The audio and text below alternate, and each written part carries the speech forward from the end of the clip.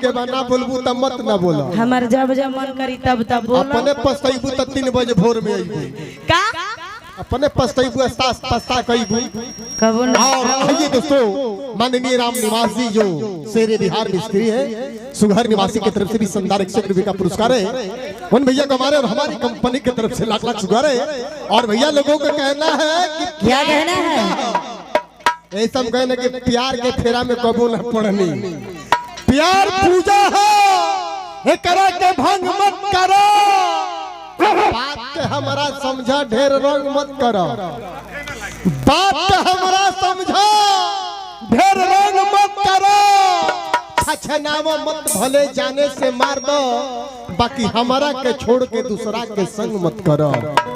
तो मैं चाहूंगा भैया सही में ना तक झूठों में हाँ हमने के तहिया भर प्यारे खला खाली दिखावा के प्यार है जे देखे लगल बाहर ताला ऐसे तो प्यारे नहीं के करो।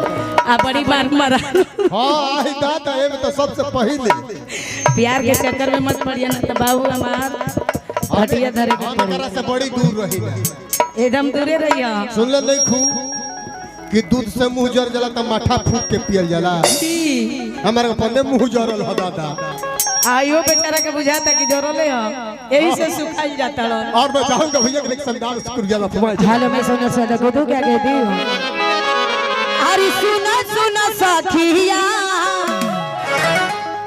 अरे ससुरा के बतिया अरे कवन करमात भई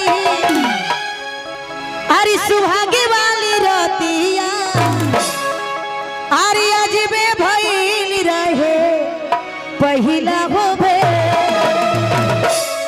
अच्छा बताई बना हां जाय त बताइबो मत करिहा ना इतिहास बन जाए। हरि राजा जी खिया के चपले